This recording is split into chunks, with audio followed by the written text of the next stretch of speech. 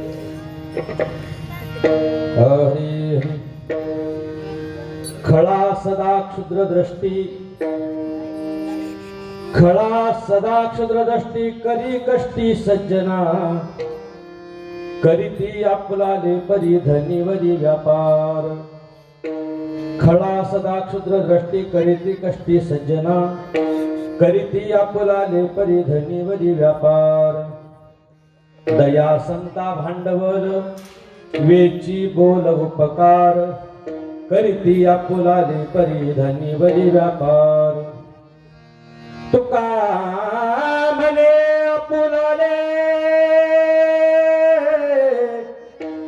उसंतिले जानिते करीती आपुलाले परी धनीवरी व्यापार विठला विठला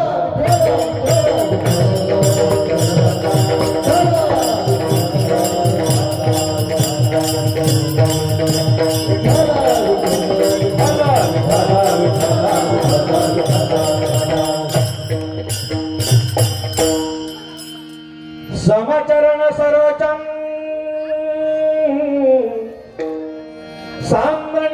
सांबनिराबुदाभम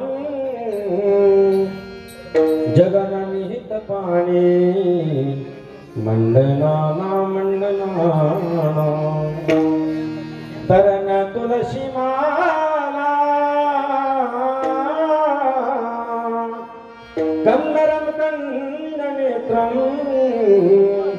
सदैरवलहसं विठ्ठलं चिन्तयामि पांडुरंगा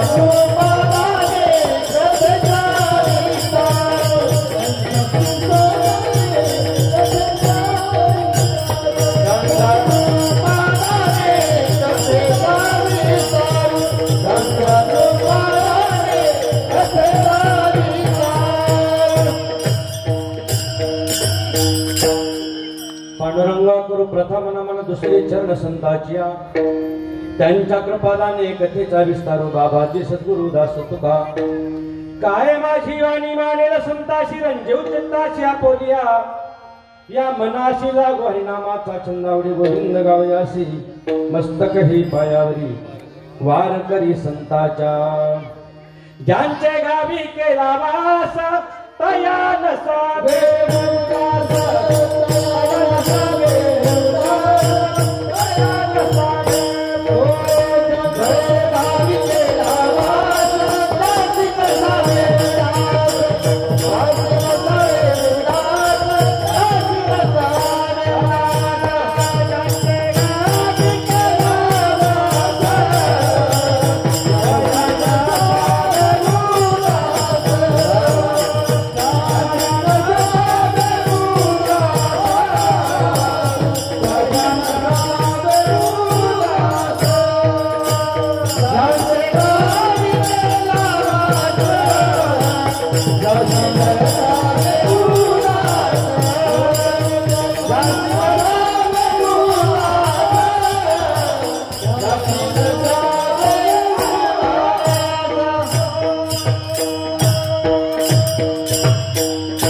ज्यांचे गावी केला वास त्यांची नसावी उदास मंगल भवन अमंगल हारी द्रव सुदशरथ अजिर विहारी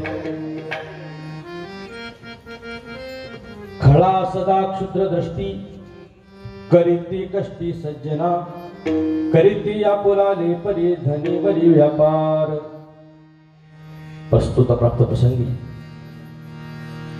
अखंड हरिनाम सप्ताह ते दुसऱ्या दिवसाचं पुष्प भगवंताच्या चरण कमलावर अर्पण करण्याचा उद्देश असतो। सेवेकरता निवडलेला अभंग जगतवंद्य जगतवंदनीय श्रीमंत श्री तुकोबर आहे.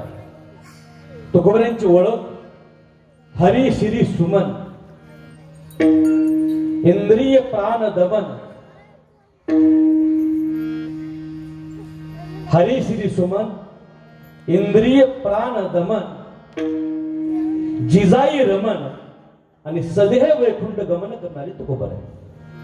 यांचा 4 चरणाचा.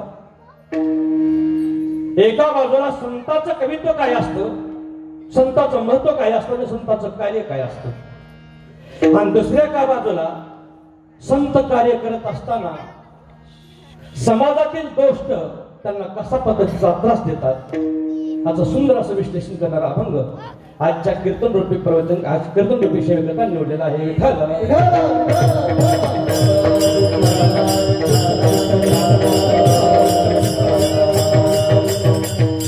सेवेला सुरुवात करण्यापूर्वी थोडासा परिहार. अखंड हरिनाम सप्ताह वर्ष 34वे वर्ष 34वे. आजही तितक्याच उमेदीनं तितक्याच आनंदानं जशी सुरुवात आतापर्यंत तसाच असा अत्यंत उल्हासानं तनमन धनानं सर्व पुरुष वर्ग आणि स्त्री वर्ग ह्या सप्ताहामध्ये सहभागी झाले आहेत. उत्कृष्ट पद्धतीचे गायन कलाकार आहेत. पेटीची साथ करणारे आमचे सहकारी मित्र जावीर सर आहेत. पकवाजाची साथ करणारे आळंदीचे माझे परम मित्र, ते सुंदर असा पकवाजा साथ करणारे सर्व सुंदर आहे. पण या सर्व सुंदरापैकी एक सुंदर फार सुंदर आहे. एक सुंदर सांगतो ते म्हणजे मंदिर फार सुंदर आहे. मंदिर ह्या शब्दाचा अर्थ आहे जिथं मन धीर धरतं त्याला मंदिर म्हणतात. इथं आल्यानंतर मंदिरातलं मन इकडे तिकडे जात नाही. ज्या संयोजकांनी ज्या गावकऱ्यांनी अशा पद्धतीच्या मंदिराची रचना केली त्यांचे मनापासून टाळ्याच्या गजरामध्ये मी प्रथमतः स्वागत करतो. संयोजकाला विनंती करतो उद्याहून मिरच्या बांधा. निश्चितच आमच्या भगवंताला दृष्टी लागणार आहे. ह्या मंदिराला निश्चित दृष्टी लागणार आहे. पण पाहणारा त्या पद्धतीचा आहे, मनोभावेनं पाहतोय ना. अहो मंदिर चांगलं आहे पण मंदिराला भगवंत परमात्मा, राहणारा भगवंत परमात्मा त्याच्याहीपेक्षा सुंदर आहे, फार सुंदर आहे. म्हणून सप्ताहाचं नियोजन त्याच्याहीपेक्षा गोड आणि सुंदर आहे. कर्मधर्म संयोगाने गावकऱ्यांच्या प्रेमामुळे दुसऱ्या दिवसाची सेवा मला प्राप्त करून दिली. तेही संयोजकाचे मनापासून आभार मानतो आणि चिंतनाला सुरुवात करतो. विठ्ठल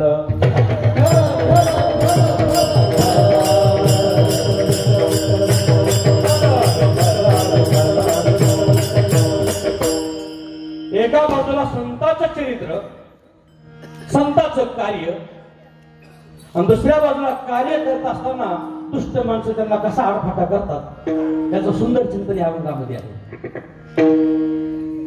अंगामध्ये प्रवेश करूया. ऐका. या पृथ्वी तलावर आपण नाना प्रकारची माणसे पाहतो. एकासारखं दुसरं नाही, एकासारखं दुसरं नाही. पण या सृष्टीकडे जर पाहिलं ना आश्चर्य वाटतं. आश्चर्य. ह्या भगवंताने या चराचराची निर्मिती करत असताना कशा पद्धतीने हे चराचर बनवलं असावं. मला जे पूर्वीच्या काळामध्ये गाणं लागायचं, फार सुंदर गाणं होतं. मी गाणं म्हणतो ते कीर्तनामध्ये. त्या गाण्याकडे पाहिलं ना भगवंताने चराचराची निर्मिती कसा, तर कोणता आनंद याच्यामध्ये ओतला हेच समजत नाही, कोणतं चैतन्य या शरीरामध्ये ओतलं हेच आपल्याला समजत नाही. काय सुंदर बनवलं हे गाणं होतं सुंदर पैकी. दुनिया बनाने वाले क्या तेरे मन में समाई, काहे को दुनिया बनाई तूने, काहे को दुनिया बनाई. सुंदर अशा पद्धतीची चराचराची निर्मिती केली आणि माणसाच्या तुकोबरायांनी आमच्या संतांनी 3 पद्धतीने विभाग पाडले. 3 विभाग पाडले. माणसांचे 3 विभाग पाडले. मी पदाचं सांगणार नाही, प्रत्येकाला तुकोबरायांचा प्रमाण देण्याचा प्रयत्न करेन. प्रकाराचे 3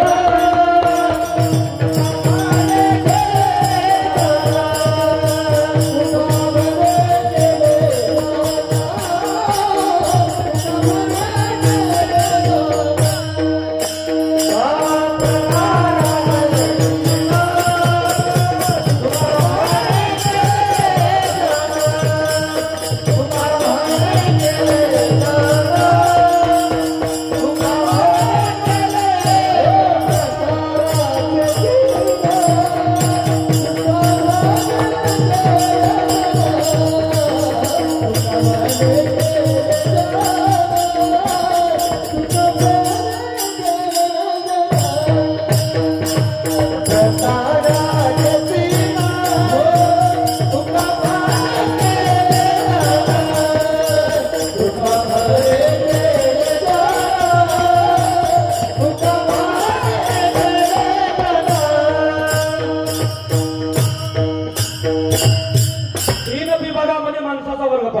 विभागामध्ये.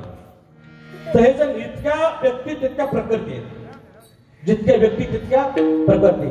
आणखीन तुकोबारायांचं प्रमाण सांगून जाईल. अनेक बुद्धीचे तरंग क्षणोक्षणा पालटती रंग, धरू जाता संगत व तो होय बाधक, तो होय बाधक मी अवगुणी अन्याय. इथं बसलेले सगळीच माणसं एका प्रकाराची नाहीत, भरपूर जमले प्रकार. सप्ताहाचं नियोजनच चांगलं आहे, त्याच्यामुळे माणसांचं चांगले असणारच आणि जास्त असणार. त्यात कधी कधी काय होतं महाराज माहितीये का, मोठाच्या मोठा मांडवून पाचच पांडव. अवस्थाच तशी सत्तेची मोडकळीत आलेला सप्ताह. ती 5 जणांची एकाला ऐकू येत नाही, दुसऱ्याला कळत, अशी अवस्था असते. पण इथं ऐकणारे चतुर आहेत, गायन करणारे चतुर आहेत, वाजवणारे चतुर आहेत. हा सप्ताह चतुरांचा आहे. आणि आमचा देव सुद्धा चतुरा तो शिरोमणी, चतुराचा शिरोमणी आहे. सांगत होतो ऐका, 3 प्रकारची माणसं ह्या जगतामध्ये. कोणत्या कोणत्या प्रकारची माणसं आहेत ती जगतामध्ये? पहिला प्रकार घ्या, काही माणसं शेन बुद्धीची, काही माणसं गौरी बुद्धीची आणि काही माणसं कापूर बुद्धीचे. किती प्रकार झाले मला? 3 प्रकार. काही माणसं शेन बुद्धीचे, काही माणसं गौरी बुद्धीचे आणि काही माणसं कापूर बुद्धीचे. पहिला प्रकार काय? शेण बुद्धीचे. शेण पेटवायला किती काळी पेटी लागतात पोरांनो? 1 काळी पेटी लागते शेण. त्याला बॉक्स म्हणायचं असं आहे. हा बॉक्स म्हणायचे त्याला. पण 1 नाही 25 जरी बॉक्स असते तरी शेण कधी पेटत नाही. कारण का ते ओलं असतं आणि ओलं शेण कधीही पेटत नाही. त्या पद्धतीनं एखाद्याला कितीही सांगायचा प्रयत्न केला तर त्याच्या जीवनावर कसलाच परिणाम होत नाही, त्याला शेण बुद्धीचा मनुष्य म्हणायचा. विनोद म्हणून दृष्टांत सांगत असतो ऐका. एखाद्याच्या बुद्धीची कीव करावी लागते आणि किर करावी वाटते. तुकोबारायांनी अशा लोकांना दुसरा एक शब्द वापरलाय, त्याला म्हणतात दगड बुद्धी. तुका म्हणे ऐसी बुद्धीची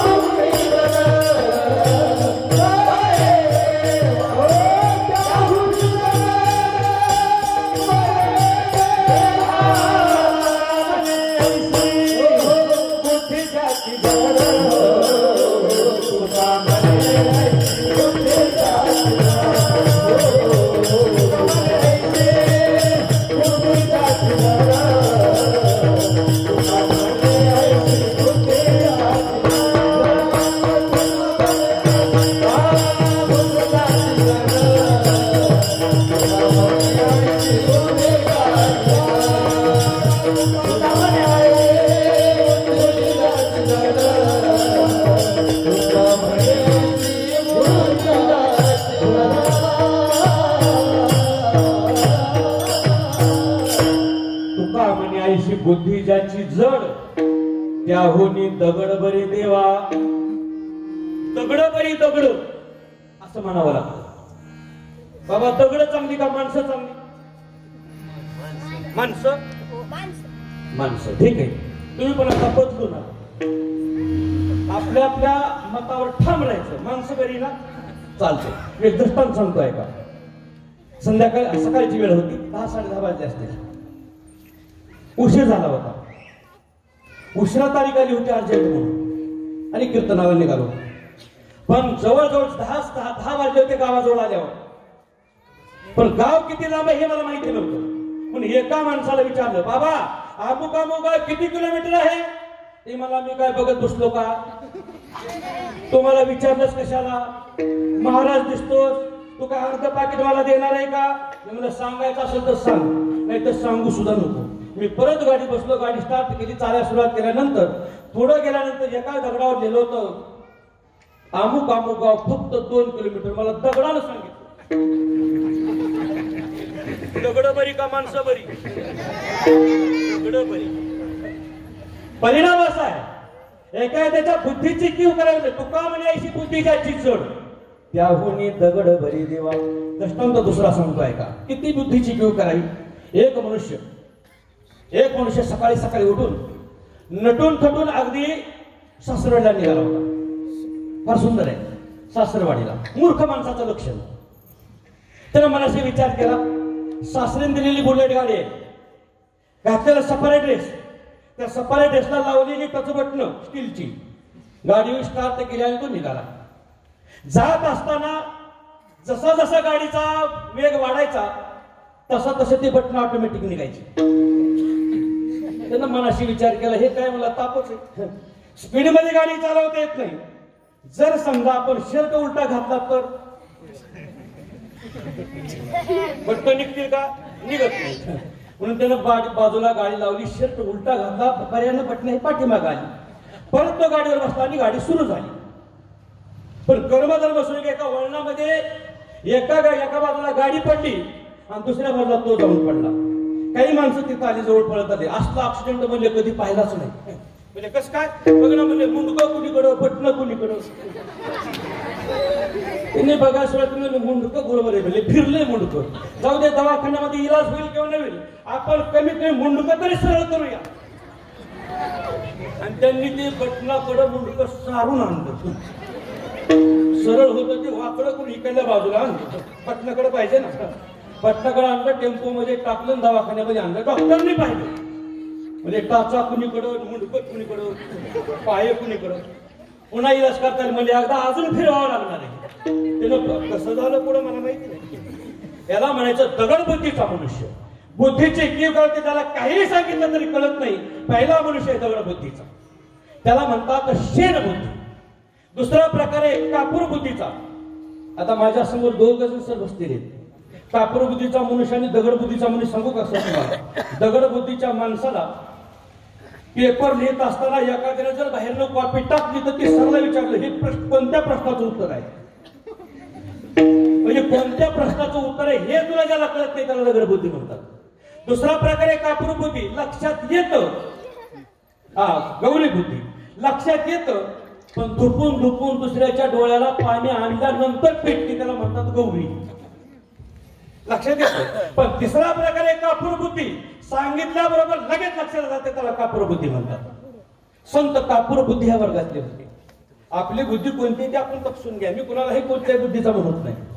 कापूर बुद्धीचा असाल तर चांगले, दगड बुद्धीचा असाल तरी तुम्ही परीक्षण करा, आणि गौरी बुद्धीचा असाल तरी तुम्ही परीक्षण करा. मी कुणालाही म्हणण्याचा काही प्रश्न येत नाही. लक्षात घ्या, पहिला प्रकार आहे गौरी बुद्धी, दुसरा प्रकार आहे शेण बुद्धी, आणि तिसरा प्रकार आहे कापूर बुद्धी. जाऊ द्या, चला आपण तिसऱ्या प्रकारामध्ये. काही माणसं परमार्थ म्हणजे परमार्थच करतात. काही माणसं कधी संसार करतात तर कधी परमार्थ करतात, आणि काही माणसं कधी परमार्थही करीत नाही आणि कधी संसारही करत नाही. 3 प्रकारची माणसं. पहिला प्रकार घ्या, परमार्थ म्हणजे परमार्थ. त्यांचं अख्खं देश आणि अख्खं सर्वच्या सर्व विश्व, अख्खा प्रपंच सर्व परमार्थमय झालेला असतो. त्यांना देव म्हणता येतं, त्यांनाच संत म्हणता येतं. एकच असा असतो, जागृती स्वप्नी पांडुरंग. बाकी विचार करत नाही. परमार्थ म्हणजे परमार्थच. दुसरा संसार म्हणजे संसार. आपल्या मुलाबाळांचे वाढदिवस प्रेमानं आदरानं साजरा करतील, पण कधी देवाला मात्र विचारणार नाही. त्याला म्हणतात फक्त संसारी वर्ग. आणि तिसरा जो वर्ग आहे, फक्त परमार्थ आणि संसार दोन्हीमध्ये रमणारा वर्ग आहे, तुमच्या आमच्यासारखा वर्ग आहे. तो परमार्थही करतो आणि तिसरा म्हणजे तो संसारही करतो. दुसरा प्रकार झाला. तिसरा प्रकार सांगतो, आत परमार्थ बाहेर संसार. आत परमार्थ बाहेर संसार. दुसरा प्रकार बाहेर परमार्थ आत संसार. तिसरा आतही संसार बाहेरही संसार. 3 प्रकारचे माणसं मी तेव्हा सांगत होतो. पहिला प्रकार घ्या, आतही परमार्थ आणि बाहेरही परमार्थ. सर्व भाव त्याचे देव भांडवल आणि काय ते बोलणं बोलत त्यांना ओळखणं फार कठीण आहे. हा तिसरा प्रकार आहे माझा. पण एक लक्षात घ्या, आतही परमार्थ आणि बाहेरही परमार्थ दाखवणारे तुमच्या आशेसारखे. पण काही माणसं फक्त आत परमार्थ आहे, आत संसार आहे आणि दाखवायला मात्र परमार्थ. आत संसार खचाखच भरलेला आहे पण दाखवायला मात्र फक्त परमार्थ. येणारा जाणार जय हरी जय हरी. परंतु आत काय करतो हे मात्र कुणालाही समजत नाही. त्याला म्हणतात मैंद मुखीचा कोवळा भाव अंतरे निराळा. दाखवायला मात्र चांगला दिसतो. तुकोबऱ्यांच्या शब्दामध्ये एक प्रकरण फार सुंदर आहे. हे वैराग्याचं नुसतं नाटक करतात, वैराग्याचं नुसतं नाटक. पण वैराग्य मात्र असतात. याला काय म्हणतात माहितीये का? गुळे दाखवली दगड फेरीला, गुळे दाखवली दगड फेरी, हो गुळे दाखवली दगड फेरीला, गुळे दाखवली दगड फेरीला, गुळे दाखवली दगड फेरीला, गुळे दाखवली दगड फेरीला, गुळे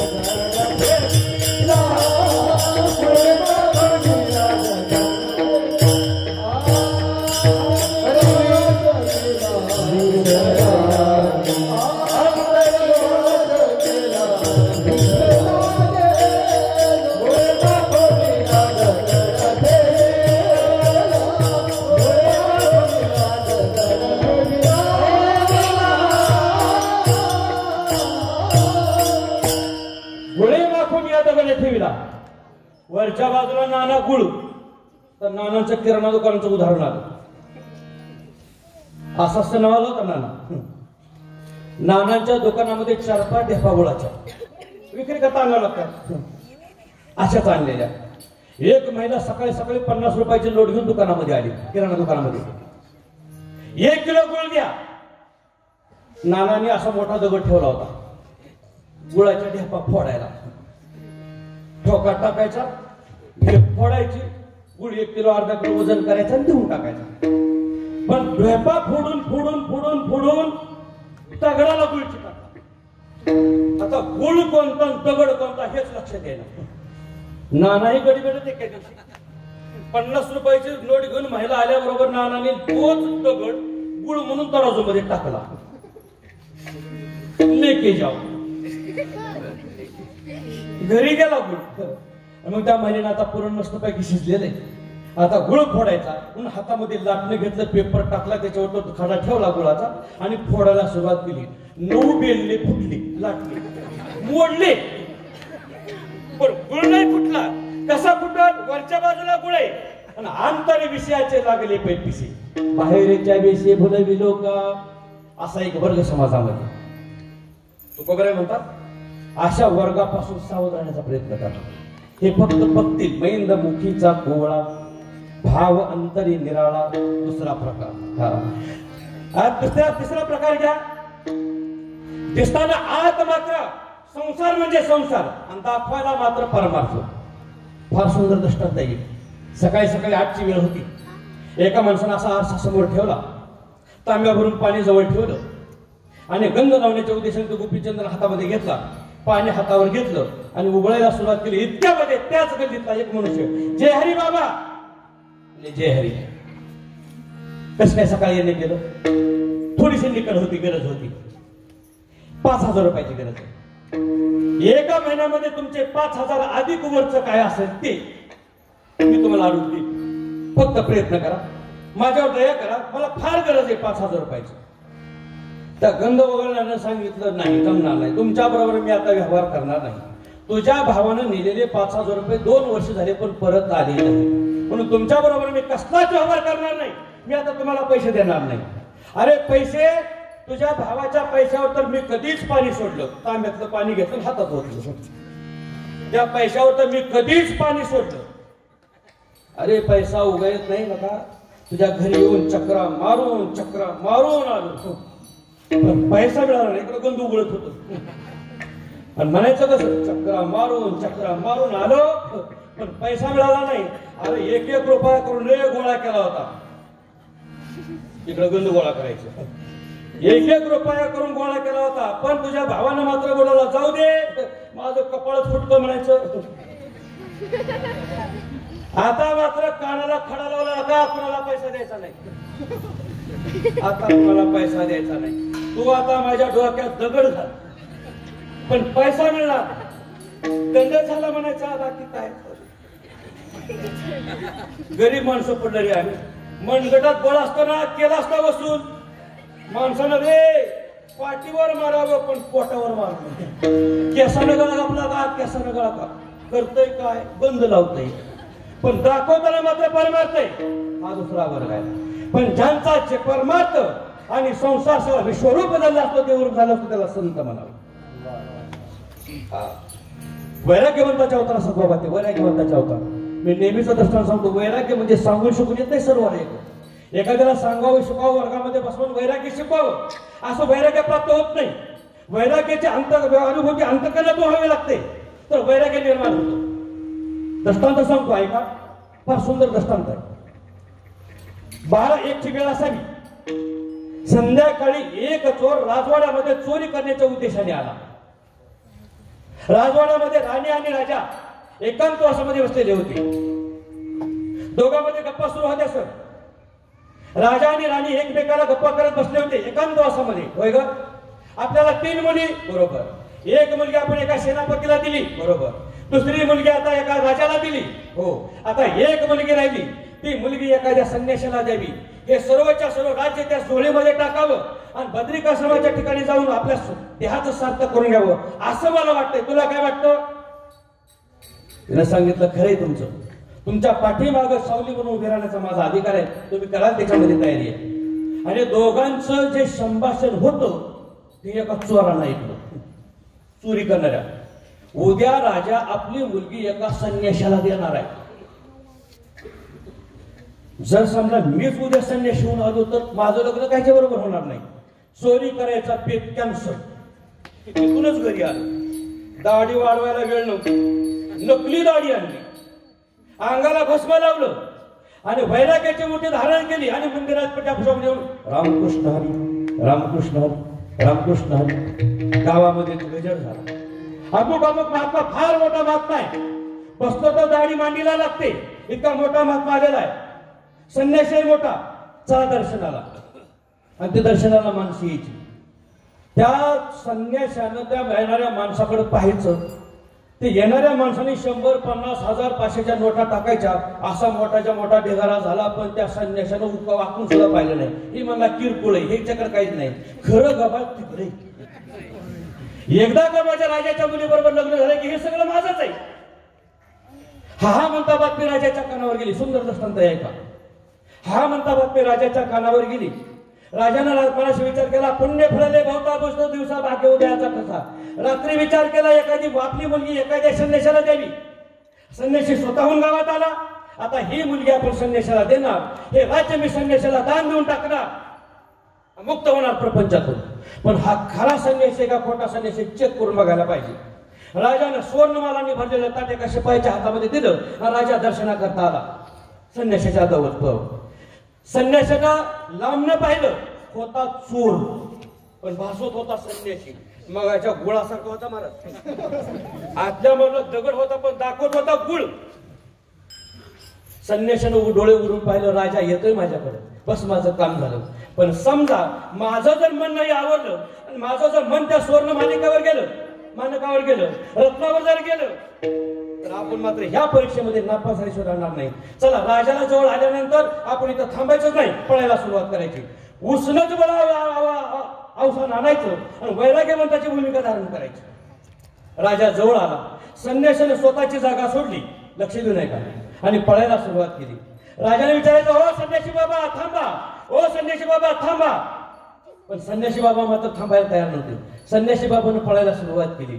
एक नाही, दोन नाही, सर कमीत कमी 3 किलोमीटर पळत होते. 3 किलोमीटर. संन्याशी पुढे पळायचा, राजा पाठीमागे पळायचा. ओ संन्याशी बाबा थांबा, ओ संन्याशी बाबा थांबा. आता संन्याशाने मनाशी विचार केला. आताचा दृष्टांत निश्चय आहे का? एक शेवटचं वाक्य सुंदर आहे का? संन्याशाने मनाशी विचार केला, अरे वैराग्याचं नुसतं नाटक केलं, राजा पाठीमागे लागतो, ते पण सुवर्ण घेऊन. वैराग्याचं नुसतं नाटक केलं तर राजा पाठीमागे लागतो. अरे खरा वैराग्यवंत झालं तर देव नाही का पाठीमागे लागणार? खरं म्हणतात संन्याशाची वृत्ती. हे दाखवताना एक दाखवतात आणि करताना एक दाखवतात असं नाही. माझ्या तुकोबऱ्यांचं संन्यासी व्रताचं पालन, वैराग्य व्रताचं पालन तुकोबऱ्यांनी कशा पद्धतीने केलं? भक्ती, ज्ञान आणि वैराग्य आगळा, आयसा नाही डोळा देखील. ही भूमिका आहे संताची. चला, आपण विचार करत होतो, आत संसार बाहेर परमार्थ, आत परमार्थ बाहेर संसार. आत परमार्थ आणि बाहेर संसार दाखवणारी माणसं चांगली असतात, पण आत संसार आहे आणि बाहेर परमार्थ आहे अशी माणसं दाखवायला मात्र चांगली नसतात. त्याचे 3 उदाहरण शास्त्रकारांनी सांगितले. आत संसार आहे आणि दाखवायला मात्र परमार्थ आहे. पहिलं उदाहरण घ्या, काल नेमी. रामायणातला काल नेमी दाखवताना संन्यासी व्रत दाखवलं, पण हनुमंतरायाला मारण्याकरता टाकला होता. पहिला उदाहरण घ्या, काल नेमी. दुसरं उदाहरण घ्या, रावण दाखवताना संन्यासीची वृत्ती दाखवली आणि असताना मात्र माता म्हणे जी अशी भोगू पाहिजे ती अशा अवस्था होती. तिसरा प्रकारे राहू आणि केतू दाखवताना मात्र वाईट दाखवलं, चांगलं दाखवलं आणि नसताना मात्र वाईट निघाले. तिसरा प्रकारे घ्या, आत परमार्थ आहे आणि दाखवताना मात्र संसार आहे. आणि अशा माणसाला ओळखणं फार कठीण आहे आणि ओळखण्याशिवाय गत्यंतर नाही.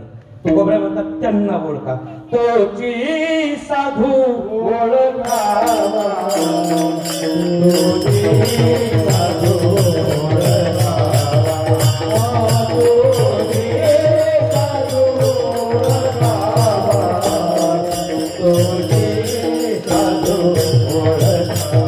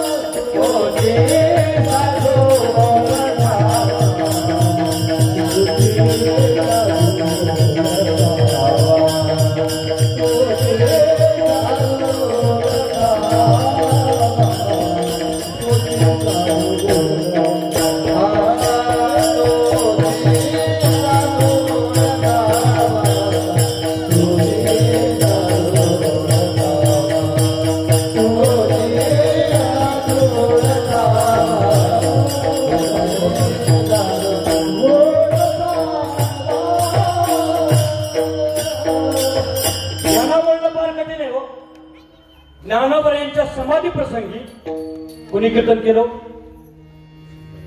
ज्ञानोबरायांच्या समाधी प्रसंगी कीर्तनकार कोण होते? काना पाठक. त्या काना पाठकांना भेटण्याकरता काशीवरून माणसं आली म्हणतात. काना पाठक सर्वसाधारण माणसासारखी दिसत होती. दोन्ही दिसती सारखी, वर्म झाले तो पालखी, दह्याची अंगी निघे ताकलोनी.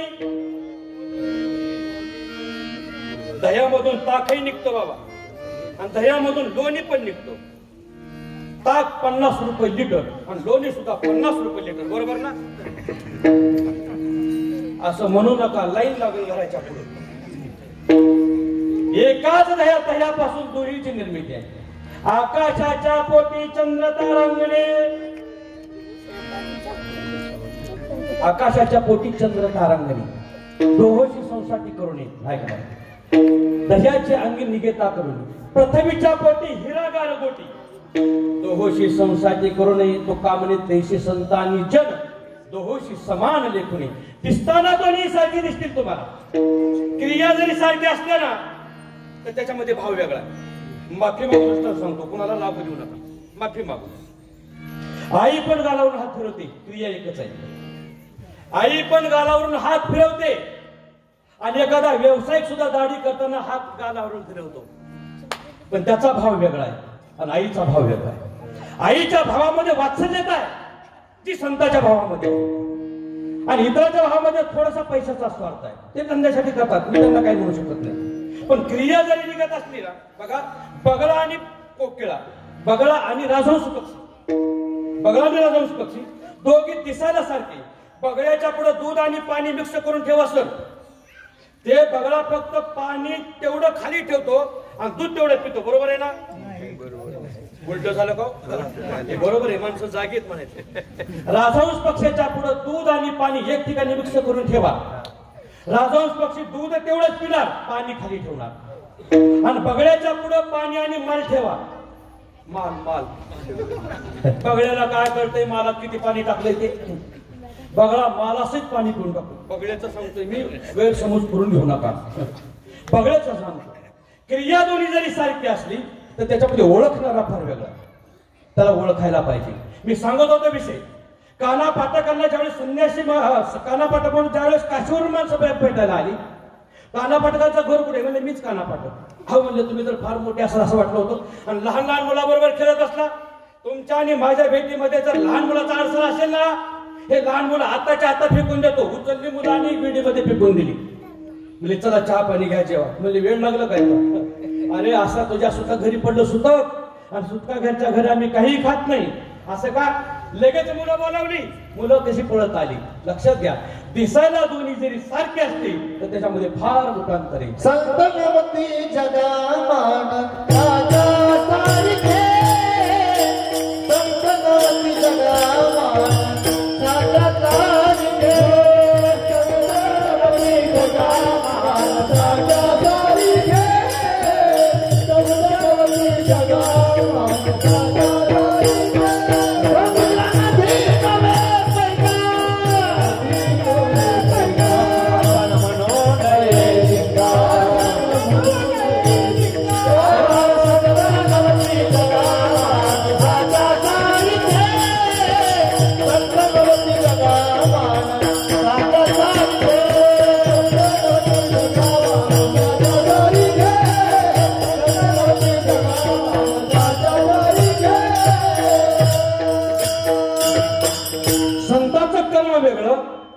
दुष्टांचं कर्म वेगळं, संतांचा धर्म वेगळा, दुष्टांचा धर्म वेगळा.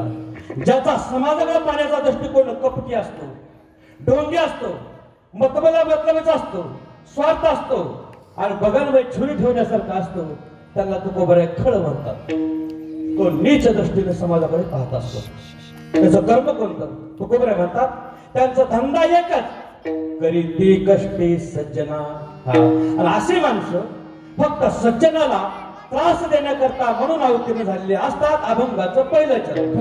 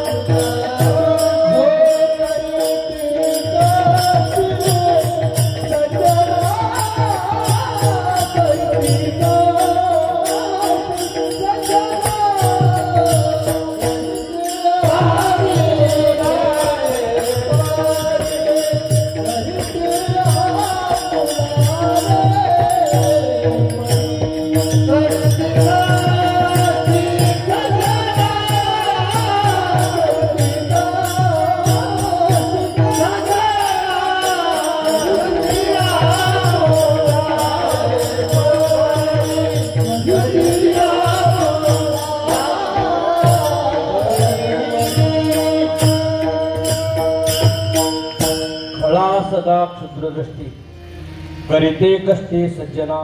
अभंगाच्या पहिल्या चरणामध्ये तुकोबांनी एक शब्द वापरलाय, तो म्हणजे खळ. तुकोबांनी कोणत्या शब्दाने कोणत्या धोरणाने हा शब्द वापरलेला असावा? खळ या शब्दाचा अर्थ काय?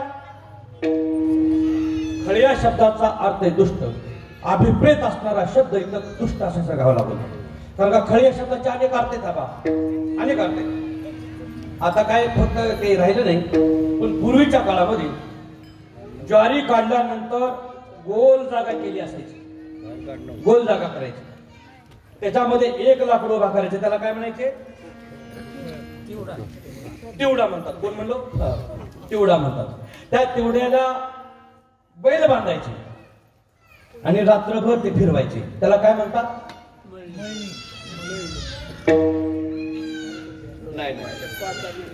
नाही, त्याला खळ म्हणतात. झालं का खळ? त्याला काय म्हणतात? खळ. खळ हा शब्द इथं आले, तो खळ येत आहे का? अजिबात नाही. दुसरा खळ सांगतो. एखादी जाहिरात एखाद्या भिंतीला चिकटवायची असल्यानंतर त्याला पाठीमागे एक चिकट पदार्थ लावला होता, त्याचं नाव काय? खळ. तो शब्द इथं वापरलाय का? तोही शब्द इथं वापरलेला नाही. तिसरा शब्द आहे खळ म्हणजे भांडण. आणि गेला रूपा बळे करून खरे हरिदास. भगवंताला रूपाला आणि अवताराला आणलं ते संतांनी आणलं, आकाराला आणलं ते संतांनी आणलं. कसं आणलं? खळे हरिदासी. आता भांडण करून आणलं. मग तो शब्द इथं वापरायचा का? तोही शब्द इथं वापरता येणार नाही. खळ या शब्दाचा अर्थ आहे दुष्ट. खळा सदा नीच वृत्ती. शूद्रदृष्टी ह्या शब्दाचा अर्थ नीच वृत्ती. त्यांचं कार्य काय? कितीही सांगितलं ऐकत नाहीत महाराज, ऐकत नाहीत.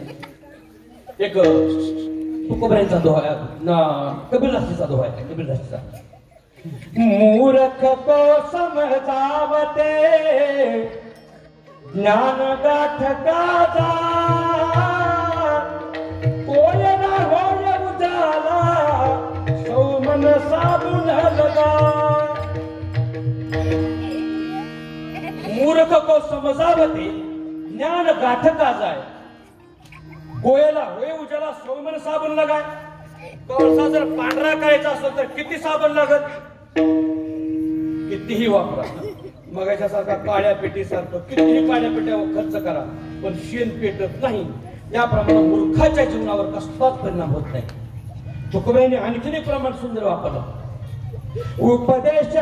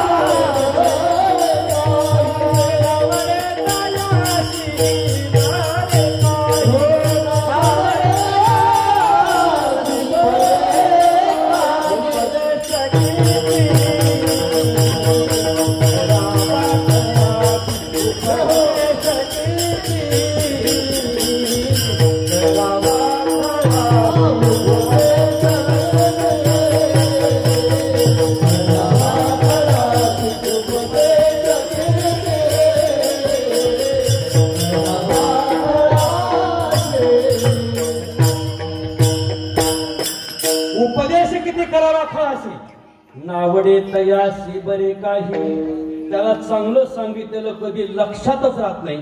एक चिंतन सांगतो ऐका, फार सुंदर चिंतन आहे. एक चिंतन सांगतो. सापाच्या डोक्यामध्ये सापाच्या दातात विष असतो. सर सापाच्या दातात विष असतं. माशीच्या डोक्यात विष असतं. विंचवाच्या नांगीत विष असतं. पण दुर्जन माणसाच्या सर्वांगामध्ये विष असतो. तुका म्हणे विंचवाचे नांगे पैसा दुर्जन सर्वांगे, पैसा दुर्जन सर्वांगे, पैसा दुर्जन सर्वांगे. तुका म्हणे पैसा दुर्जन सर्वांगे, पैसा दुर्जन सर्वांगे, पैसा दुर्जन सर्वांगे. सुंदर प्रमाण. तैसा दुर्जन सर्वांग. मिठाचा स्वभाव म्हणत मिठाचा स्वभाव खारट, साखरेचा स्वभाव गोड, लिंबाचा स्वभाव कडू, लिंबाचा स्वभाव कडू, साखरेचा स्वभाव गोड, तिखटाचा स्वभाव तिखट, बर्फाचा स्वभाव थंड, उष्णतेचा परिणाम गरम आहे, संताचा स्वभाव सहन करणे आणि दुष्टाचा स्वभाव त्रास देणे. बाकी काय केलंच नाही. कोणी कोणी कसा कसा त्रास दिला. बेजेच्या निमित्ताने प्रसंग तुम्हाला सांगतो. माझ्या तुकोबरायाचा प्रसंग आहे, तुकोबरायाच्या जीवनात आणि मुंबईच्या बुवाचा प्रसंग आहे. किती त्रास दिला. मुंबईच्या बुवाचं घर, गावाच्या बाहेर सुंदर विठ्ठल रुक्मिणीचं मंदिर.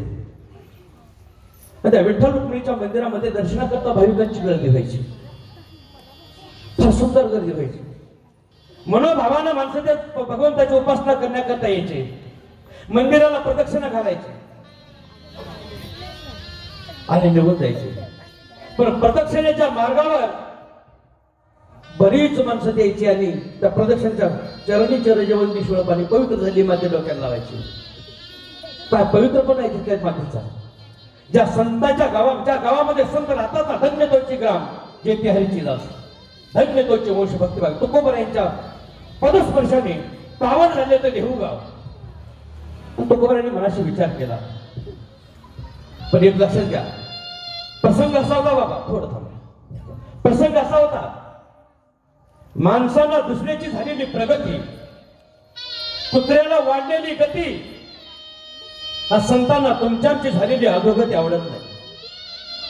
मनाशी तुकोबरायांनी विचार केला. प्रत्येक भाविक जण येतो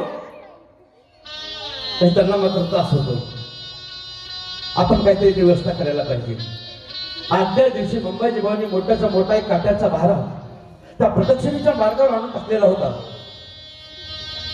आणि प्रदक्षिणा करत असताना माणसाला थोडसा अडचण येत होता. पायामध्ये काटे टोचत होते. अहो, संतांचा अवतार कशा करताय? चालू संतांचे मार्ग आणि भरले जग, उच्चिष्टाचा भाग शेष उरला तो शिव. आम्ही वैकुंठवासी हे तर काम करण्याकरता मी चालू. याच्या उपकारासाठी आले घराच्या वैकुंठी कितीतरी प्रमाणाने त्यांनी संबोधित करता येईल. तुकोबरायांनी मनाशी विचार केला, हे काठे आहेत ना, काठे थोडेसे बाजूला करावेत. म्हणून तुकोबरायांनी ते काठ्याच्या बाजूला सारल्या आणि रस्ता मात्र सुंदर झाला. पण काट्या बाजूला झाल्या, रस्ता सुंदर झाले. पण ही बातमी मात्र कुणी ते जाऊन मुंबईची बुवाला सांगितली. मुंबईची बुवाची बाग मंदिराला चिकटून होती. मुंबईची बुवाने मनाशी विचार केला, रस्ता माझा, जागा माझी, हे जागेवरून काठ्या करणारे हा तुकोबा कर. त्याला जाण्याची पुरेशी राहणार नाही. मंदिरामध्ये कीर्तन सुरुवात होतं. हातामध्ये काठा घेतला महाराज मुंबईची बुवानी आणि बाजा तुकोबराला मारायला सुरुवात केली. देवा, कुठला गुन्हा केला? मी तुला ह्याच्यापासून मला वाचव असं म्हणणार नाही देवा. फक्त एक मागणं मागेल, मुंबईची भुवनाने दिलेल्या त्रासापासून वाचवण्याची शक्ती मला नाही. इतकं एवढं करून सुद्धा संतांचं मागणं काय महाराज? जे खळाची व्यंकटी सांगत या सत्कर्मीरती वाढव, बोलता परस्परे पडो मैत्री जीवांची. मुंबईची मुळे तक्रार केली नाही. तुकोबरायांनी तक्रार केली नाही. मुंबईची बुवा तिथंच होते. मुंबईची बुवा घरी निघून गेले. रक्तानं अंग मळवत माखलेलं होतं. वाकळावर झोपल्यावर सुद्धा त्या वाकळाला चिटकलेलं रक्त तुमच्या जिजाबाईंनी पाहिलं. काय झालं? त्या विठ्ठला पण कळलं नाही. अखंड दिवस तुम्ही त्याचं नाव घेता, पण या संकटातून सोडवायची बुद्धी त्या काळ्या विठ्ठला का झाली नाही? जयबाई नाना प्रकाराने विठ्ठला बोलू लागल्या. तुकोबरायांनी मनाशी विचार केला, मुंबईची बोली मला मारलं ना, दोष त्यांचा नाही, भोगतो नगरी संचिता वाचन. माझंच काहीतरी दुर्दैव असेल, मीच काहीतरी कुठे चुकलो असेल, मीच भगवंताच्या प्रार्थनेमध्ये किंवा उपासनेमध्ये, स्मरणामध्ये, चिंतनामध्ये कुठेतरी कमी पडलो असेल, माझाच काहीतरी दोष असेल. मठ जवळच आहे मुंबईची बुवाचा. संध्याकाळी 9ची वेळ झाली. संध्याकाळचं होणारं कीर्तन. तुकोबराय कीर्तनाला निघाले. पण ज्या ठिकाणी मुंबईची बुवा ती जागा रिक्त दिसली. आजपर्यंत ह्या जागेवर मुंबईची बुवा होते, पण आज मुंबईची बुवा आले नाही. जोपर्यंत मुंबईची बुवा येत नाही तोपर्यंत मात्र कीर्तन सुरू होणार नाही. त्याच अवस्थेमध्ये तुकोबाराय मंबाबाईच्या घरी गेले. मंबाजीबाई शांतपणे झोपलेले होते आणि हातामध्ये पाय घेताना तुकोबारायांनी चेपायला सुरुवात केली. खाडकन जागे झाली मंबाजी बुवा. पाहता ते तुकोबाराय समोर. काय करता महाराज? अहो सकाळी तुम्ही मारलं ना, तुमचे हात दुखत असतील, तुमचे पाय दुखत असतील, तुम्हाला खूप त्रास झाला असेल. मी बसल्या उपस्थित असून त्यांना एक प्रश्न विचारतो. असा कलियुगातला एखादा महात्मा दाखवा संत सोडून की जो कोणी म्हणेल की दुष्टाचे पाय संध्याकाळी चोपेल जाऊन, कोणीही चोपणार नाही. खजील झाले मंबाजी बुवा आणि दुसऱ्या दिवशी त्याच दिवशी येऊन समोर कीर्तनामध्ये बसले. तुकोबारायांनी मनाशी विचार केला, त्यांनी त्यांचं कार्य करावं, आम्ही आमचं कार्य करावं.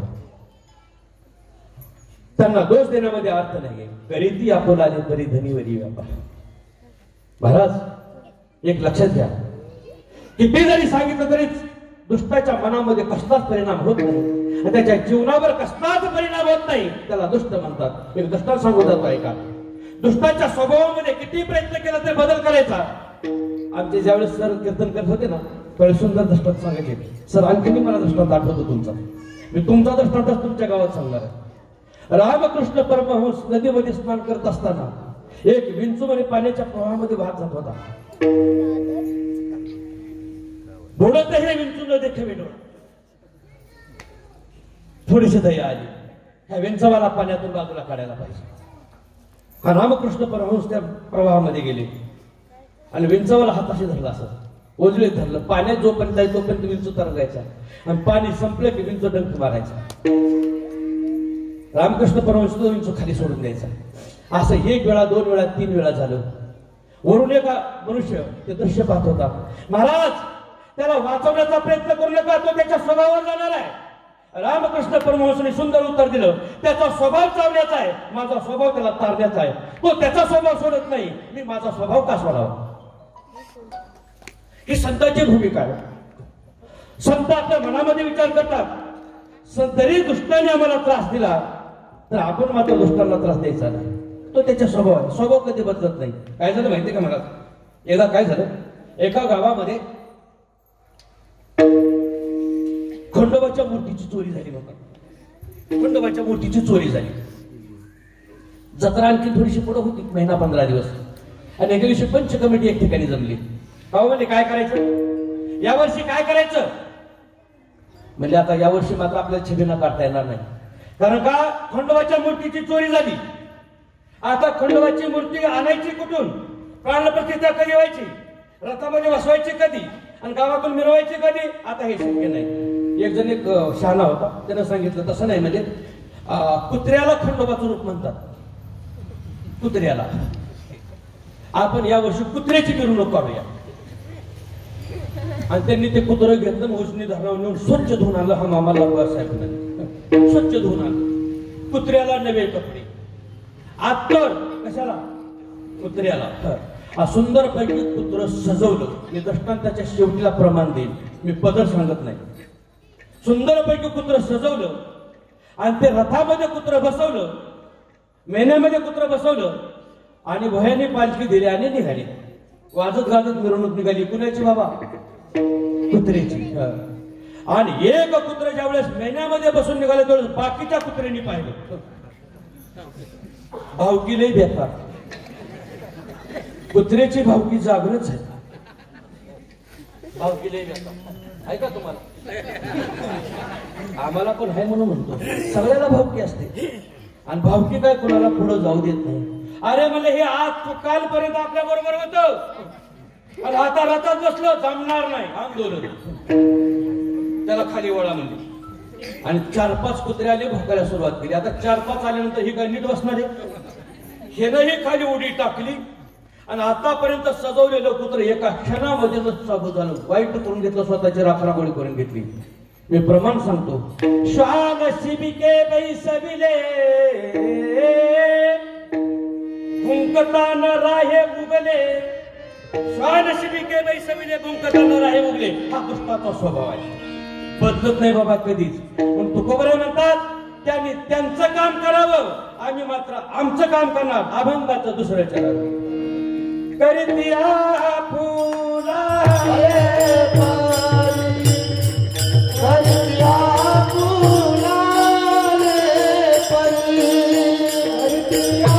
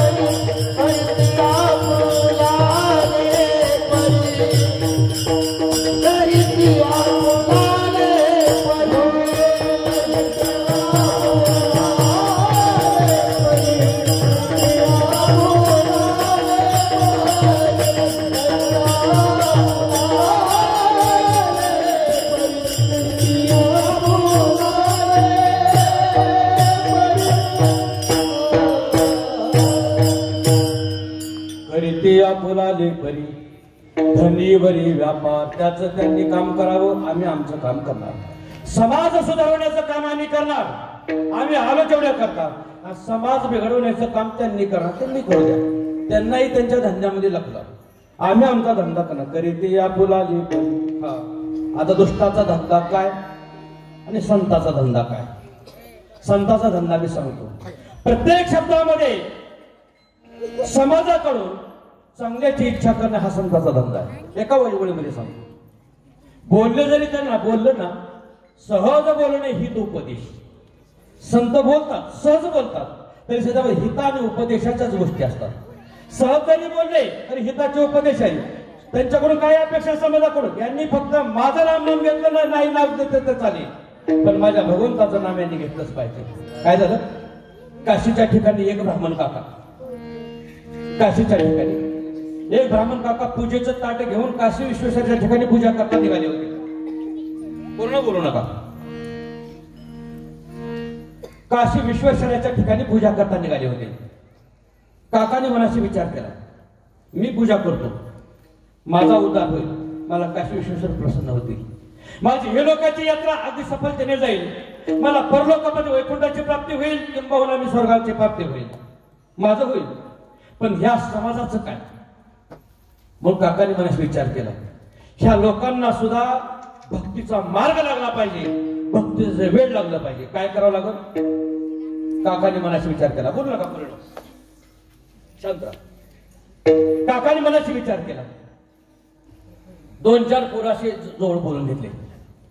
इकड्या पोरांना, हे तुला 10 रुपये, हे तुला 10 रुपये, हे तुला 10 रुपये. काका, तुम्ही आम्हाला 10-10 रुपये दिले, गोष्ट खरी आहे, पण ह्याच्या बदल्यामध्ये आम्ही काय करायचं? काही नाही, फक्त एक काम सांगतो, साधं आहे. उद्या सकाळी ज्यावेळेस 8 वाजता मी मंदिराकडे जात असेल, माझ्या हातामध्ये ताट असेल, तांबे असेल, मी पूजेला जात असेल, जाताना फक्त एवढंच म्हणायचं, मी जवळ आलो की मला फक्त एवढंच म्हणायचं, हरे रामा हरे कृष्ण, हरे रामा हरे कृष्ण. असं म्हटल्याबरोबर मी ताट तांब्या खाली ठेवील, हातामध्ये दगड घेईल, तुमच्या पाठीमागं लागेल, मी मारणार नाही, काळजी करू नका, फक्त तुम्ही पळून जायचं, काम एवढंच करायचं, बाकी काहीच काम करायचं नाही. माझे 10 रुपये संपले. दुसऱ्या दिवशी ज्यावेळेस 8 वाजता काका ज्यावेळेस विश्वेश्वराच्या ठिकाणी पूजा करण्याकरता निघाले, त्यावेळेस दोघं तिघजण तिथंच बसले होते चौकामध्ये. काका आल्याबरोबर त्यांनी बोलले, काका आले, आपलं काम काय? फक्त काका आल्यानंतर हरे रामा हरे कृष्णा म्हणायचं. काका जवळ आले, काका हरे रामा हरे कृष्णा. काकाने उचलल्यासारखं केलं, ताट तांब्या खाली ठेवला आणि पोरांच्या पाठीमागं दगड घेऊन लागले. काका संताची भूमिका सांगतोय का? काका त्याच्या पाठीमागं पळतायत, पोरं पळून गेली. काकाने परत ताट तांब्या हातामध्ये घेतला आणि पूजा करता निघून गेले. पण उपस्थितामध्ये एक संदेश गेला, काका हरे रामा हरे कृष्णा म्हणल्यावर चिडतोय. दुसऱ्या दिवसापासून सर्व उद्योगच लागला पोरांना, हरे रामा हरे कृष्णा, हरे रामा हरे कृष्णा. काय काका हरे रामा हरे कृष्णा? काय काका? कोणी दोतर वडतंय, कुणी जाणव वडतंय, कुणी शिंदे वडतंय, कुणी जीव देत नाही, कुणी झोपू देत नाही. एक नाही 15 दिवस झाले, पण आता मात्र काकांना चैन पडणार आणि लोकांनाही चैन पडणार. हरे रामा हरे कृष्णा. काका बरोबर सगळ्याच्या सगळं गावात अखंड हरिनाम सप्ताहामध्ये सहभागी झाले. हरे राम हरे कृष्ण. एका दिवशी ती तीन पोरं आली आणि त्या काकांना विचारलं, काका अहो कशाला उपाधी लावून घेतली माग, कशाला वैताग लावून घेतला माग, आता तुम्हाला झोपता येत नाही, नामस्मरण करता येत नाही, पूजा करता येत नाही, कुठलं कार्य करता येत नाही, सगळेजण येतात तुम्हाला चिडवतात हरे राम हरे कृष्ण. काकाने सांगितलं याच्यामध्ये माझा स्वार्थ आहे. म्हणजे कसला स्वार्थ आहे? मला त्रास झाला तरी चालेल पण माझ्या प्रभूचं नाम यांच्या मुखामध्ये येतं हाच माझा स्वार्थ. ही संतांची भूमिका आहे बाबा. आणि हे संत हेच करण्याकरता इथं आले, लावायला सन्मार्गाला लावण्याकरता आले, उजळावायला आलो वाटा खरा खताने वाटा. बरोबर आले कशा करता? मग अशी प्रमाण बोलून गेलो मी, आम्ही वैकुंठवासी आलो याची कारण अशी सन्मार्गाला लावण्याकरता आले, भक्तीचा प्रसार करण्याकरता आले, ह्या देवाचं मूर्त स्वरूप सगळ्यांना दाखवण्याकरता आले. आणि देवाची देव घ्या कोणी देव घ्या कोणी मला म्हणण्याकरता आले. पण संत आले पण दुष्ट करण्याकर कशा करता आले? दुष्ट मार्ग तुमच्या माणसाला फसवण्याकरता आले. मी फसवण्याचा दृष्टांत सांगत असतो सर. कोण माणूस कसा आणि कुठं फसवतो त्याचा नेम लागणार नाही म्हणून एक दृष्टांत सांगत असतो मी, ऐका. रोज कार्यक्रमाच्या निमित्तानं एक वारकरी बाहेर जायचा, काय मिळेल तेवढे 100-200 रुपये घ्यायचे, घरी यायचे, नारळ घ्यायचं, आपली उपजीविका भागवायची. एका दिवशी बायकोने त्याला जवळ बोलून घेतलं, अहो हे जमणार नाही, 200 रुपयाने काय होणार आहे? देव रात्रभर तुम्ही टाळ घेऊन बसता, काय विना काय घेता, मिळतात किती? 200 रुपये जमणार नाही. महागाई फार लांब गेली, 200 रुपयाने तुमचं काय माझं काय होणार नाही. लहान मुलाचे कपडे पोशाख काय अमुक आहे तमुक आहे हे जमणार नाही. म्हणजे किती? कमीत कमी 350 रुपये घेऊन यावं लागेल तर तुमचं आणि माझं जमत. ते मंदिरामध्ये गेलं आणि शांतपैकी बसलं, काय करावं लागेल? सर त्याने एक सुंदरपैकी कल्पना शोधून काढली, आपण असा धंदा करायचा, कमीत कमी 350 रुपये आपल्याला मिळाले पाहिजे. काय करायचं?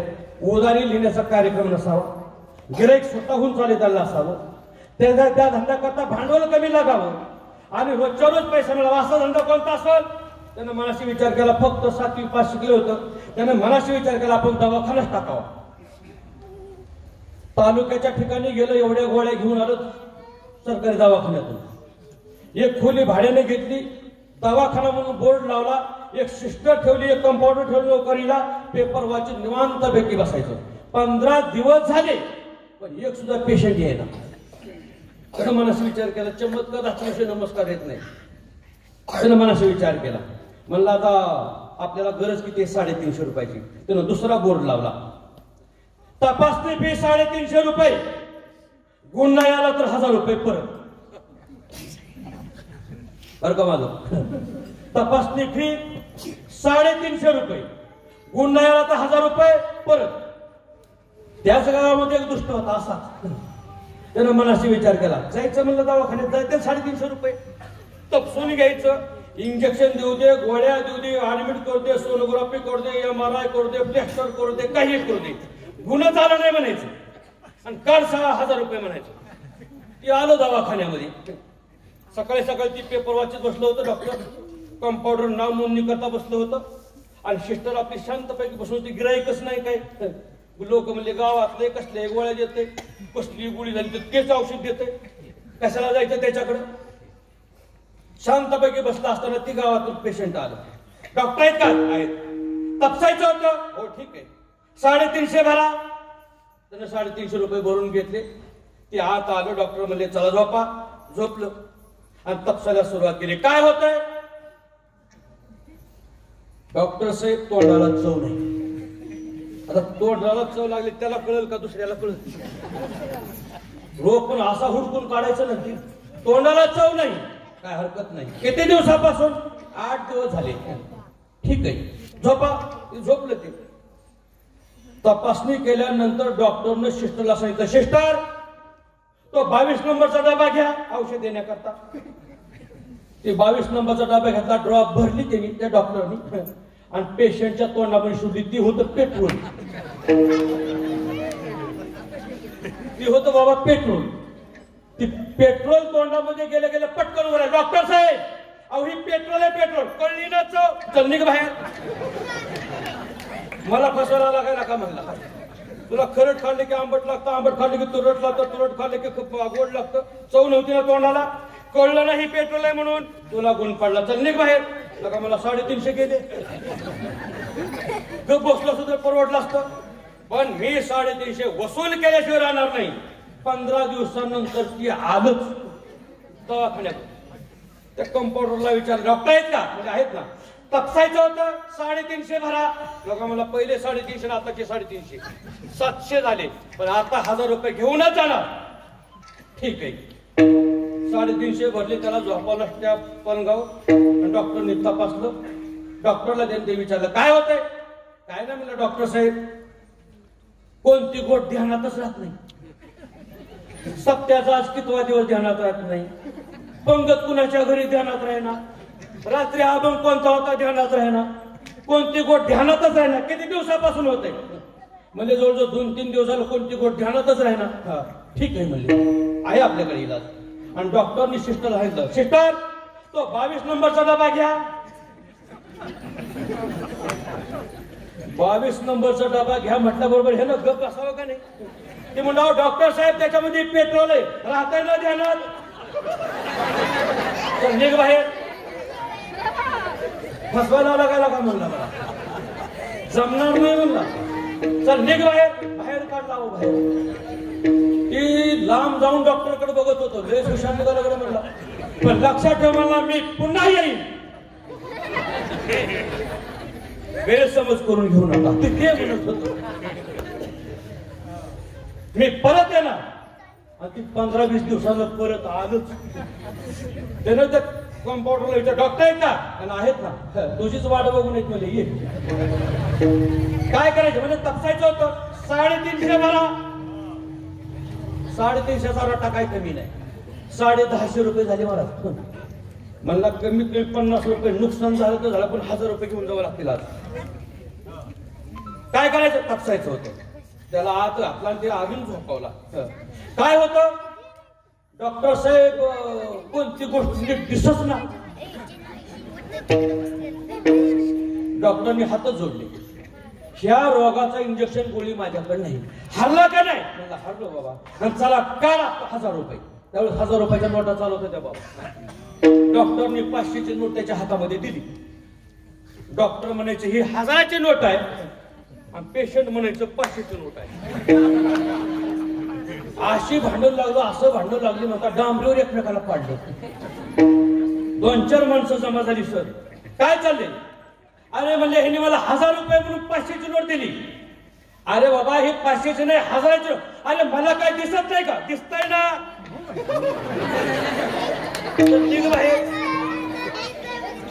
एकमेकाला फसवणं हा जीवाचा धंदा आहे. पण प्रश्नाचं उत्तर द्या बाबा. कुणी प्रश्नाचं उत्तर द्या. माझ्या तुकोबारांनी कुणाला फसवलं नाही. माझ्या कानोबारांनी कुणाला फसवलं का? अजिबात नाही बाबा. लहान मुलाला सुद्धा कळतंय. माझ्या संतांनी कुणालाही फसवलं नाही. मुलावर सुद्धा आई प्रेम करणार नाही तेवढं समाजावर सुद्धा प्रेम करतो. आणि ते हे करण्याकरता इथं आले. करीते आपोलाले परी धनी बरी व्यापार. धनी ह्या शब्दाचा अर्थ आहे पृथ्वी. धनी या शब्दाचा अर्थ आहे पृथ्वी. कधी कधी शब्द वाच्यांशाने घ्यावा लागतात आणि कधी कधी शब्द अर्थांशाने घ्यावा लागतात. धनी या शब्दाचा अर्थ आशा सुद्धा निर्माण होते. धनी या शब्दाचा अर्थ मालक असा होता. धनी मला मी दाखवा ना. धनी या शब्दाचा अर्थ मालक सुद्धा होते. धनी या शब्दाचा अर्थ इच्छा सुद्धा होते. धनी या शब्दाचा अर्थ पृथ्वी सुद्धा होते. इथं अभिप्रेत असलेला शब्द धनीवरी व्यापार. ह्या पृथ्वीवर आपला आपलं कार्य करण्याकरता हे दोघं जण एक अवतीर्ण झाला तर दुसरा जन्माला आला. विठ्ठल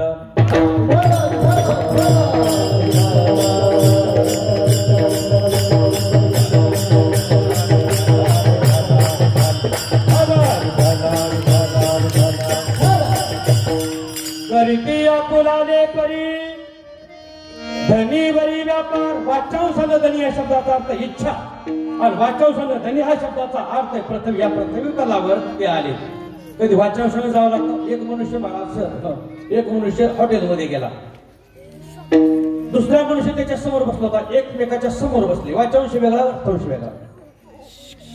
एकानं काय केलं? वेटरला वडापाव मागवला. म्हणजे एक वडापाव द्या तो वडापाव समोर आला.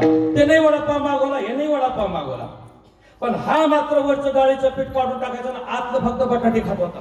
एक जण डाळीचं पीठ काढून टाकायचा वरचं आणि आतलं फक्त बटाटे खायचा. त्या समोरच्याने विचारलं, का हो तुम्हाला वरचं डाळीचं पीठ आवडत नाही का, बाहेरचं डाळीचं पीठ आवडत नाही का, आतलं बटाटा फक्त खाताय?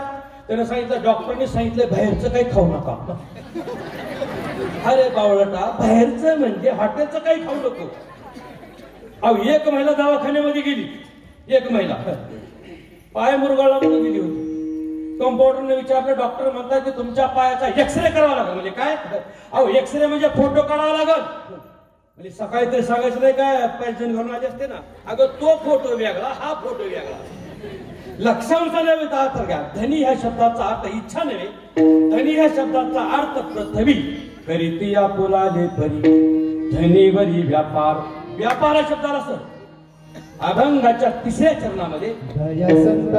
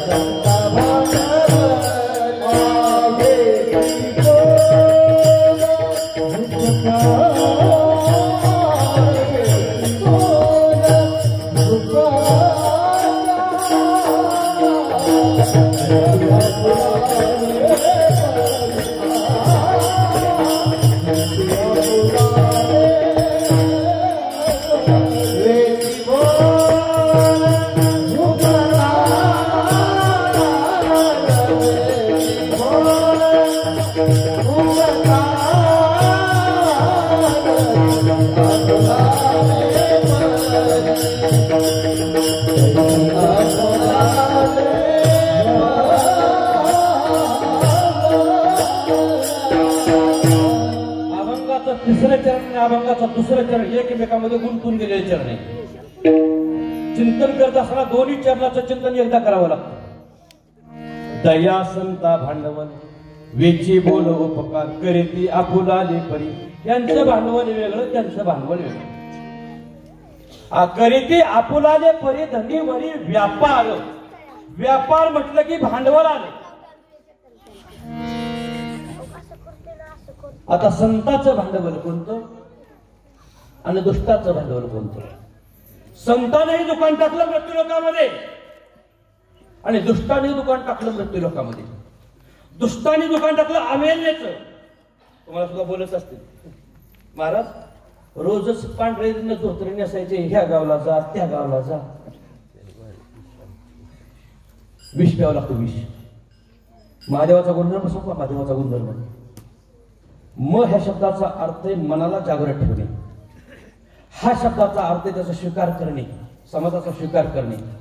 देह शब्दाचा अर्थ आहे देणे आणि व शब्दाचा अर्थ आहे सर्वेश्वर. त्याला महादेव म्हणतात. महादेवाचा एक गुण आहे, अमृत स्वतःने पेलं आणि विश्वाला मात्र विष वाटलं आहे ना. म्हणतात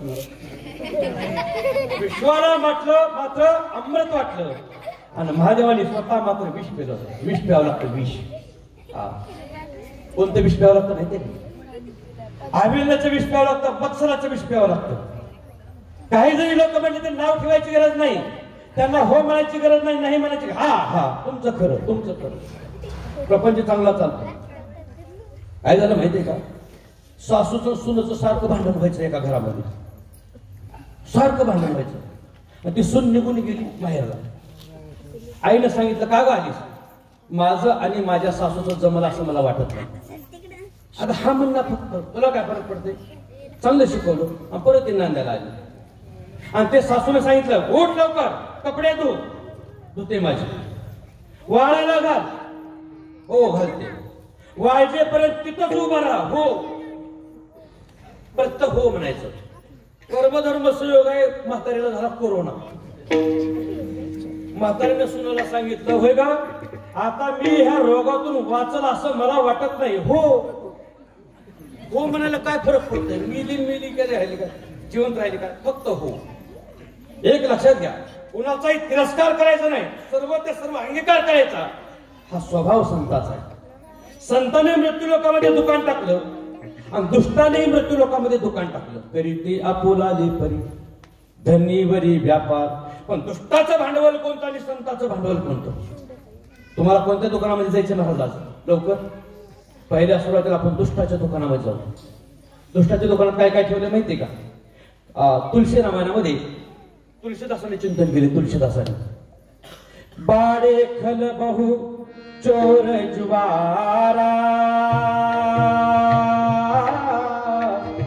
जेलम पद परधन परदारा मानुही मातु पितु नहीं देवा साधु नकीन करवा वही सेवा जिनके यह आचरण भवानी जानियो निश्चर सब कानी.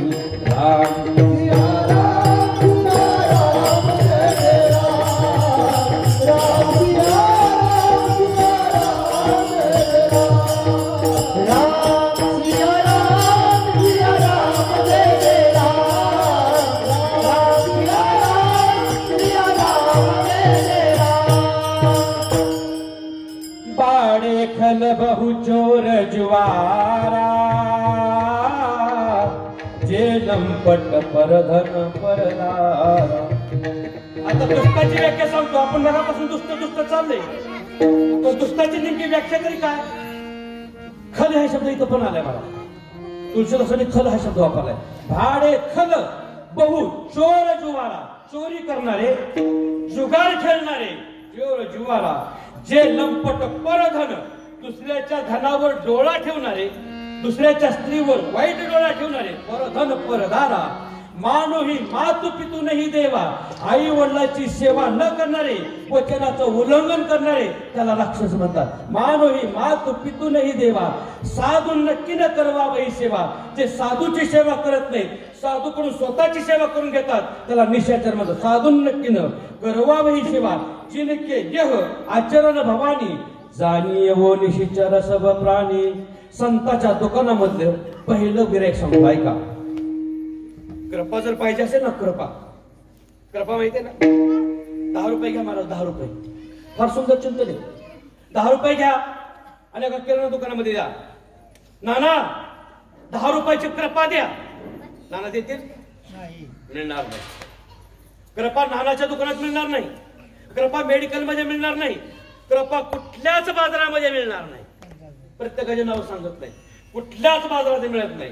मग मिळते तरी कुठं? आता 7वा अध्याय पहा. श्रीमद भागवताचा 7वा अध्याय. त्याच्यामध्ये 33 लक्षणं सांगितली संतांची. 33 लक्षणं. मी काही लक्षणं तुम्हाला सांगून जातो. कृपेशी स्वतंत्र जन्म नाही. कृपा स्वतंत्र कुठेही जन्माला येत नाही. आणि जिथं जन्माला येते तो साधू असला पाहिजे. कृपेशी स्वतंत्र जन्म नाही. जे तो उपजे तो साधू पाहिजे. कृपा उपजे संताच्या देही त्याची नि पाहि दाटुगे जगी. कृपा त्यांच्यानी महिमी आली. कृपा त्यांच्यानी जीवे झाली. कठीणत्वाची साली काढली समोर उफडली निष्ठुरता. कृपा भूत मात्राच्या ठाई सारखीच सर्व देही येत तेच तह्याने अव कृपा पायी निमाली. हे पहिले लक्षण संता. दुसरी ती आदरता आहे का आता सांगेन. कृपा हे पहिलं लक्षण आहे. आणि संताच्या दुकानातलं पहिलं भांडवल जर काय असेल ते म्हणजे कृपा आहे. कृपा दाना केले संती. कृपा दाना केले संती.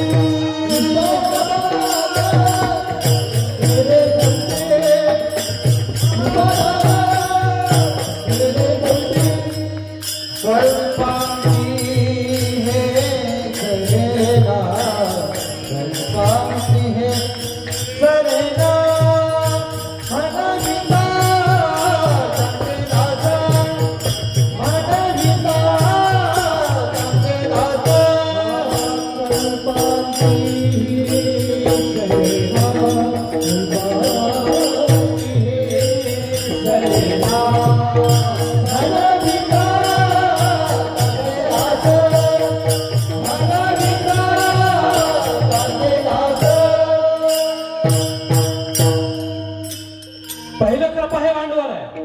चला दुसरं कृपा सत्य. सत्य पारखे झाले होते. जे तर जाय तो दौडे पुरते. सकाळ घेतली तारीख कीर्तन करानो. कीर्तन होईपर्यंत राहील का नाही सांगता येत नाही. जर 10-5 हजारानं वाढून आली तर तिकडे जातात. बरोबर आहे ना. महाराज आजारी पडलो होतो त्याच्यामुळे तुमच्या सत्याला येऊ शकलो नाही. सत्य हे असत्यपण आहे. पण सत्य जिथं जन्माला येतं तिथं संत म्हणावा. सत्य पारखे झाले होते. जे तर जाय तो दौडे पडते. त्याने संताशी ठाकले. सत्याशी संताशी होता भेटी. तो सत्य सत्य तो सत्याला सत्य तो पण पुण्याला सर्वांच्या संतांनी आला. म्हणून तुकारातला दुसरा माल आहे सत्य. तिसरा माल आहे विश्वास. कुठंच मिळणार नाही बाबा विश्वास. ह्या पृथ्वी पोटच्या पोटावर, हा पृथ्वीच्या पाठीवर कुठेही विश्वास मिळणार नाही. हे तुम्हाला प्रश्न विचारतो. समजा समजा माहिती आहे ना तुम्हाला. समजा समजा म्हणजे गृहीत धरा. मी दृष्टांत सांगतो तुम्हाला समजाचा. माझ्याकडे एक सर मनुष्य आला.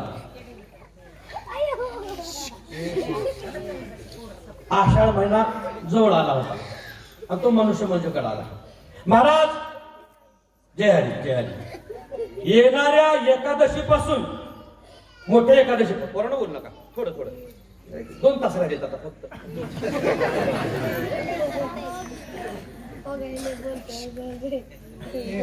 बोलू नका बोलू नका. विठ्ठल विठ्ठल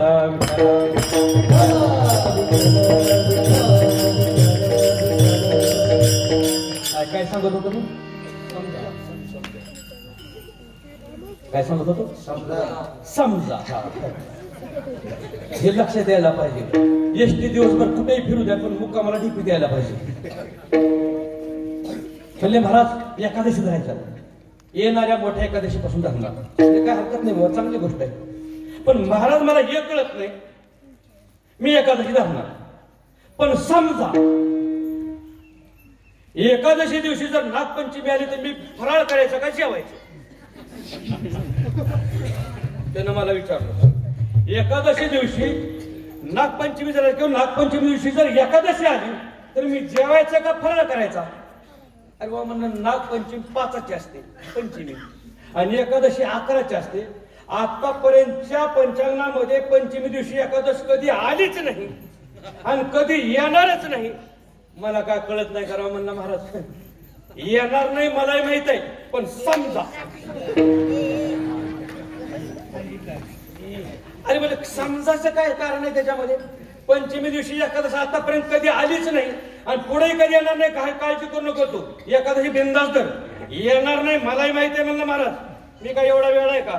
पण समजा हे काय आपला नेट सोडायला तयारच नाही. मग मी त्याला सांगितलं बाबा एकादशी दिवशी पंचमी आणि पंचमी दिवशी एकादशी कधी येत नाही. जर समजा आलीच ना त्या दिवशी तू लोण्याचे भजे तुपामध्ये तळायचे आणि फराळाला खायचे. येड लागलं का महाराज राव तुम्हाला. म्हणजे काय झालं.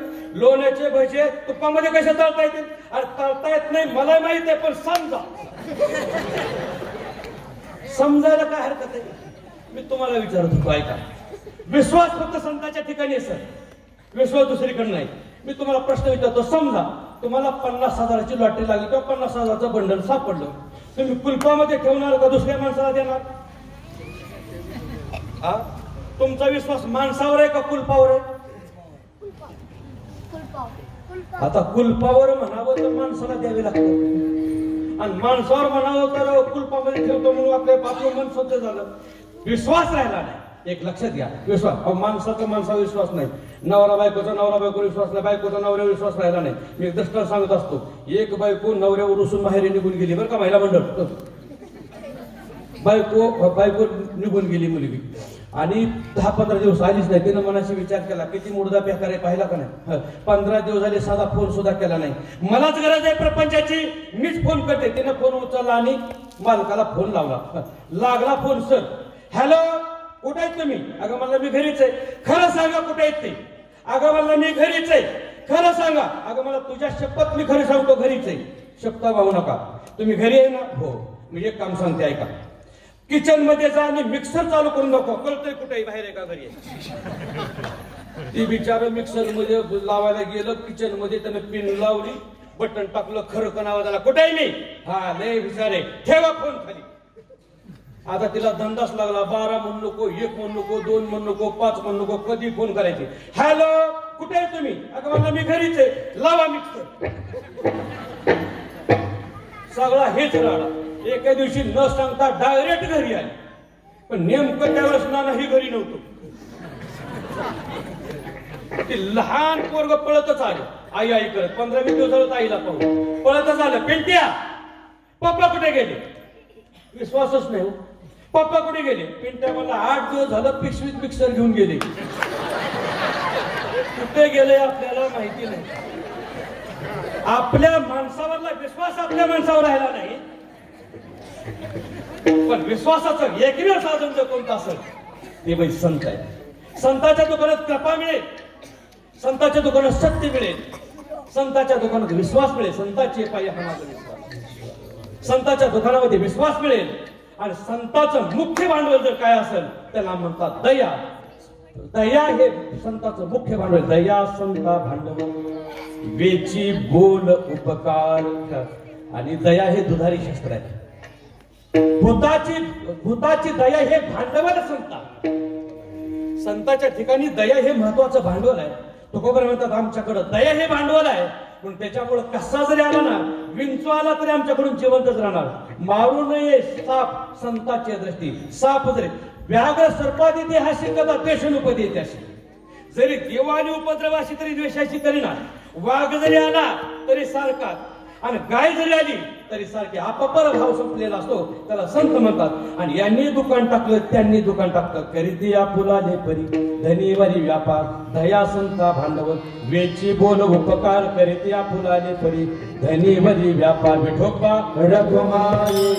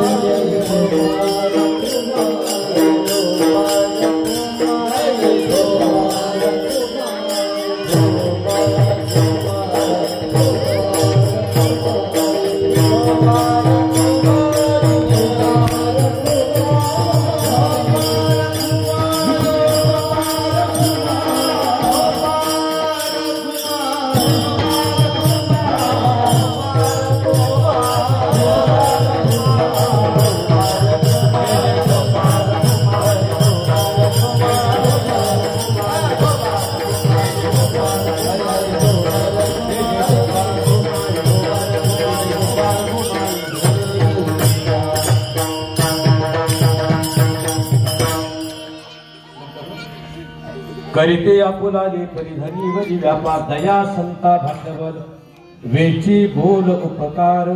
करीते आपुलाले परिधनी वरी व्यापार. एक प्रश्न विचारतो. संतांनी मृत्यू लोकांमध्ये दुकान टाकलं आणि दुष्टांनी या मृत्यू लोकांमध्ये दुकान टाकलं.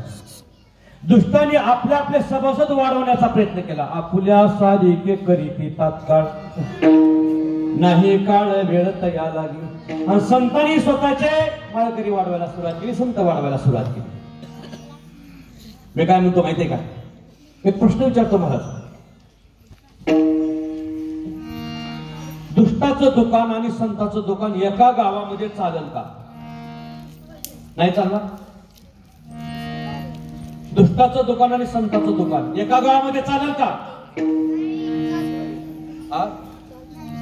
चालणार. चालणार. एका गावात नाही, एका घरात चालतं. एका घरात चालून जातो. मी प्रमाण सांगतो, प्रमाण नाही दृष्टांत देऊन सांगतो तुम्हाला. रावण दुष्ट होता, विभीषण. रावण सज्जन होता, बरोबर आहे. रावण दुर्जन होता आणि विभीषण सज्जन होता. तरी सुद्धा एका घरामध्ये दोघांचं दुकान चालत होतं. प्रल्हाद आणि हिरण्यकश्यपू दुर्जन आहे आणि प्रल्हाद सज्जन आहे. तरी सुद्धा एका घरामध्ये दोघांना चालतंय. ते म्हणतात तू तुझं काम करणार आणि मी माझं काम करणार. करीती आपुला दे परी धनीवरी व्यापार खा. आणि संताचं काम संतांनी करावं आणि दुष्टाचं काम दुष्टाने करावं. ज्याचं काम त्यानं करावं. कोणतंही काम कोणी करू शोभा देत नाही. मुलांना शिकवण्याचं काम